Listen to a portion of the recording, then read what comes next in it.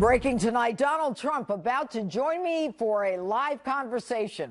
Hello and welcome to Justice. I'm Judge Jeanine Pirro. Thanks for being with us tonight. And now my opening statement. You know, Democrat-inspired government support for the last century has become the most abusive form of suppression and oppression in our inner cities. It is keeping African Americans and minority communities from attaining not only the American dream, but a normal, safe, secure, and productive life. A supposed well-intentioned support system is chaining our minority communities to an intergenerational cycle of poverty, dependency, and depression. Now, I've spent more than 3 decades in the criminal justice system, watching crime, drugs, and gangs ravage our inner cities, drawing no distinction between children, the weak, and the elderly. But I have never heard anyone, especially someone running for office, have the audacity, the tenacity to turn a paradigm upside down the way Donald Trump did this week. It's time for our society to address some honest and very, very difficult truths. The Democratic Party has failed and betrayed the African American community. Democratic crime policies, education policies, and economic policies have produced only more crime, more broken homes, and more poverty. Is he right? Let's take a look. When Barack Obama and Hillary Clinton talk about the racial divide, they neglect to talk about the fact that 58% of young African Americans do not have jobs. That, in fact, they are worse off since an African American president took office. So what makes anyone think things will get better under the same policies? When Barack Obama and Hillary Clinton talk about the economic divide in this country, what have they done about it, other than Hillary Clinton magically going from dead broke to being worth more than $100 million that she'll admit to, without a business, a company, or anything other than a so-called not-for-profit corporation? And while Obama and Clinton talk about those much-needed conversations between the minority community and our law enforcement officers, they do so to the background chant, "What do we want? Dead cops. When do we want them? Now."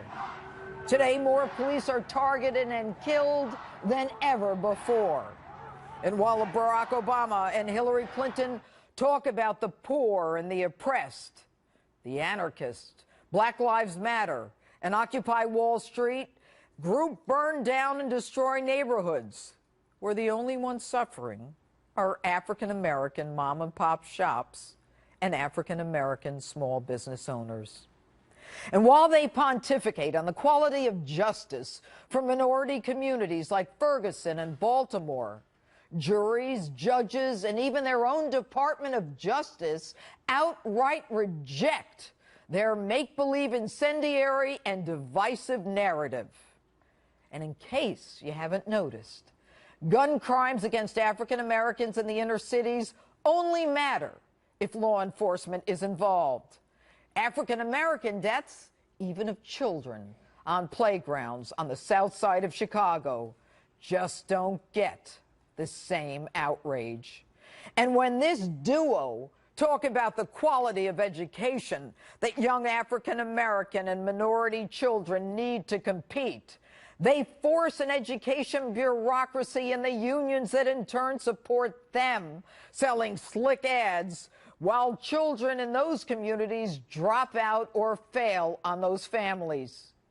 No vision to help children like the lucky few who have experienced the voucher system or school choice that allows them to break the bonds of the inner city and soar their way to success.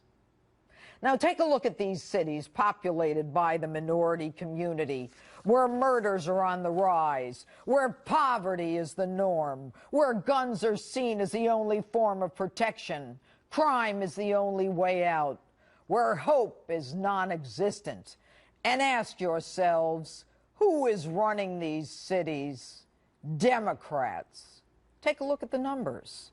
Chicago has had a Democratic mayor for the last 85 years. St. Louis, 67 years. Newark, 109 years. Milwaukee, 108 years. Baltimore, 49 years. And D.C., 41 years. All major cities, all where murders go up.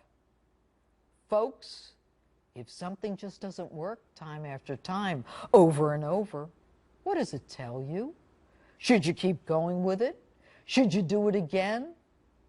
You know what? I can't say it any better than he can. What the hell do you have to lose? And that's my opening statement.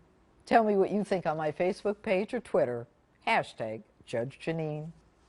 And now, in a justice-exclusive, Republican presidential candidate Donald Trump joins me by phone. Good evening, Donald. Hello, Jeanine.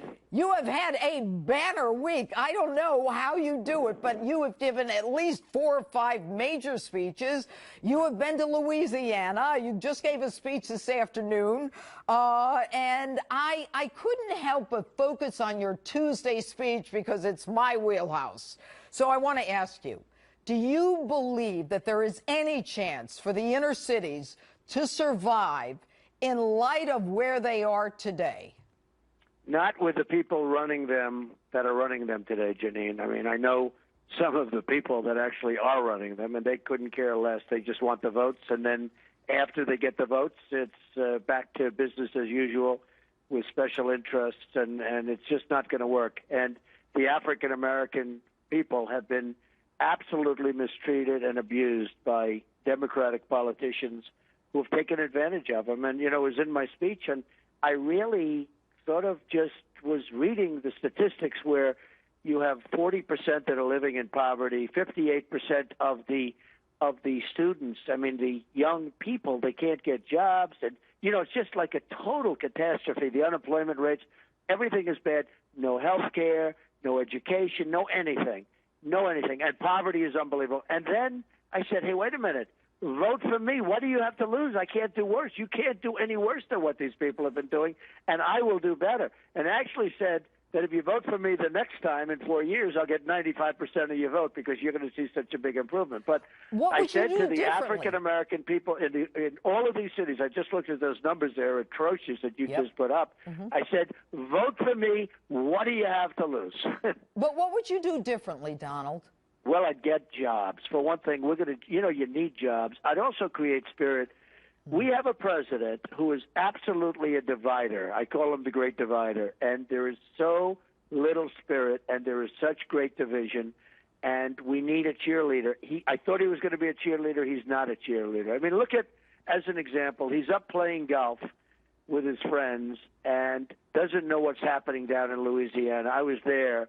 And I want to say it is so sad when you look at these houses that are absolutely destroyed. Even though they're standing, they have to be taken apart and put back together again. Well, I have to tell you, Donald, my family lost a house in a flood, and it is horrible. But I did see there was a gentleman in Louisiana. It was on the internet. He was crying because he met you, and he couldn't believe that you actually went there and that he actually had the opportunity to meet you. But, you know, the president had no plans to go to Louisiana. And then after you were there yesterday, we now hear that he plans on going there next week. Do you think you shamed him into going? Well, I don't know about that. Perhaps so. I'm not looking to have done that. But I will say this. I think next week is too late. Tuesday is too late. He's going to go on Tuesday. And I just think that you go. What you do is tell your golf buddies tomorrow morning that you won't be able to make it. Hop in the plane, you know, nice 747, very old, a lot of fumes pulling into the air. But nevertheless, hop into the plane and go down to Louisiana and see what's going on, because it is a mess.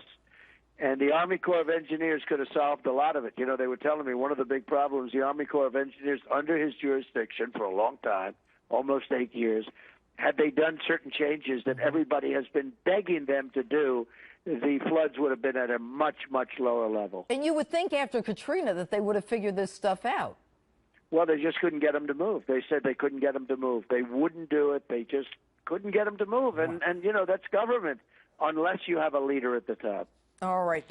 You know, Donald, one of the things that is happening as we're speaking is there apparently was another terror attack in Turkey. And although we don't know all of the details, what we do know and the bare facts are that it appears that there was a wedding in Turkey, and it was an outdoor wedding. And it appears that there was possibly a suicide bomb, or as many as 22 people dead. And there are reports, and you know as well as I do, that all of these things change. You know, when we first hear things, they may not necessarily be true. But what would you do as president to stem all of these attacks and you know, the tide of these kinds of attacks? Well, we have to be much tougher than we are right now. We have to be less politically correct. We have to be so vigilant with respect to other people reporting, people in the community reporting what's going on. I heard about the attack in Turkey. It looks like it's radical Islamic terrorism again, and I'm sure, of course, you know, the president won't use that term, but it looks like that, and we'll have to find out. But, you know, I'm sure you wouldn't be totally shocked if it was. Well, but it is just a horrible thing that's going on. Nobody's seen anything like this. I mean, you go back to medieval times when they chopped off heads. It's like nobody's seen what we're seeing now: drowning in steel cages, chopping off heads, burying in sand. Nobody's seen this, Jeanine. This is medieval times. It is barbaric. You know, Donna, one of the things that I'm going to do is I'm going to be going next to Dinesh D'Souza, who did the movie Hillary's America, which is it is a discussion of some of the things that you've talked about in terms of the inner city and Democrats and what has happened to a lot of the people in the inner cities. And I hope that you're able to see that movie, because it's very interesting, very consistent with where you're going. And I'm going to ask you one last kind of fun question. Go ahead. All right. As you prep for these debates, who's standing in for Hillary? Well, you know, so far I have not really given it too much thought. I didn't prep for the other debates and the primaries. I studied for them, but I didn't really prep per se. I guess the standard thing is you'd have to. You would be a very, very good. You are something. I was going to offer myself up, but I work for Fox, and everybody knows I love you, so everybody knows we're friends. But I'm not blonde, so I don't think it would work.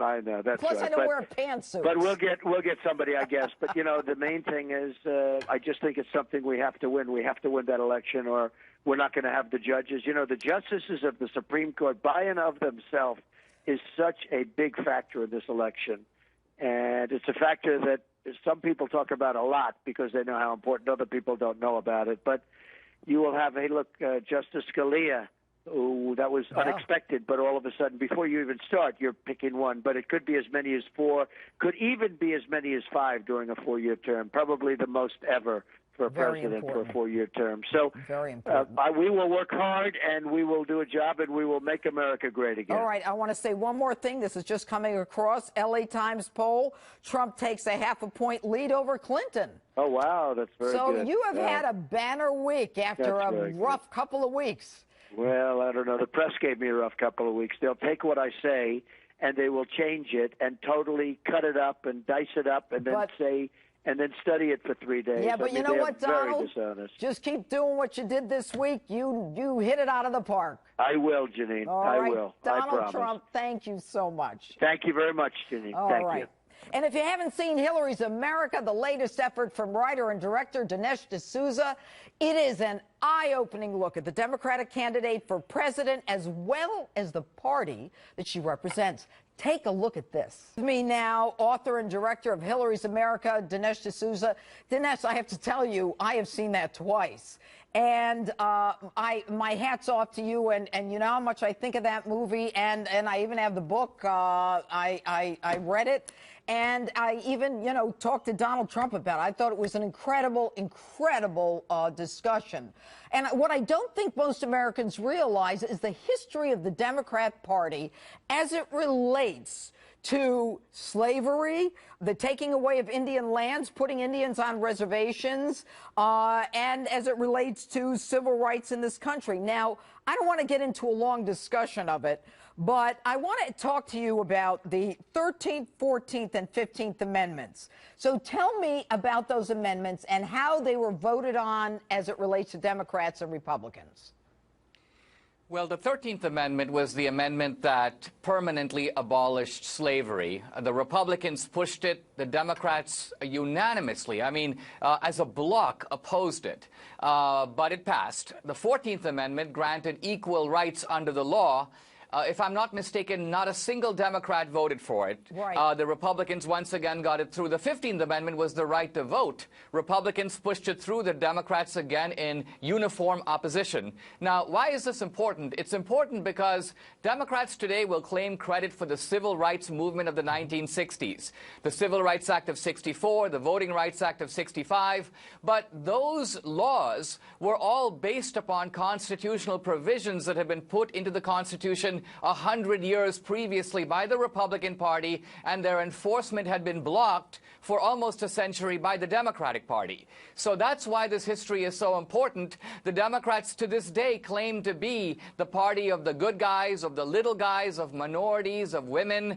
Now, the real history is that the Democrats blocked women's suffrage. Yeah. They were the party of the Ku Klux Klan. They were the party of immigration restrictions, Dinesh, forced sterilization. Dinesh, nobody believes that. If I went out and did my man on the street, not that they're geniuses out there, but I asked them, everybody would swear on their homes that the Republicans are the ones who are the KKK and all that. Why? Well, the funny thing is that once they see our movie, what the left is now saying is, yes, Dinesh, we admit it, you're right, it's true, but it's ancient history. It's all so long ago. Women's suffrage was 100 years ago. And I say, wait a minute, we're not just talking about women's suffrage. In the 1960s, chauvinist Democrats tried to kill the Civil Rights Act of 1964 with a gender amendment. It backfired on them. But all of this is not as far back in the past as you think. And the reason it's important to highlight it is it shows the Democratic narrative to be a lie, and it strips the moral capital away from the Democratic Party. All right, let me ask you then, in terms of the opening statement and the inner cities and the Democrat Party and the issue of crime, and we're going to be going to David Clark. How is it that the Democrat Party, in terms of your perspective, is continuing the crime issue and not creating a safe haven for the minority community? So in the book and the movie, I use a controversial phrase. It's the Democratic urban plantation. And the reason I use that phrase is that there are so many chilling similarities between the old slave plantations, the rural plantations that the Democratic Party used to run, and what's going on in the inner cities. So in the old slave plantations, if you look at what life was like, you had ramshackle dwellings, broken families, a lot of illegitimacy, a lot of violence necessary to hold the place together because slavery was based on coercion. Everybody had a meager living. You'd get health care, for example, but no one ever got ahead. A lot of nihilism, a lot of hopelessness, a lot of despair. Sounds well, like that's today. Exactly what you see today, not just for inner city blacks, by the way. Coming you see up it on against the break. Dinesh, we'll get your book. Dinesh D'Souza, thanks for being with us. You heard Donald Trump and I talking about law and order in America.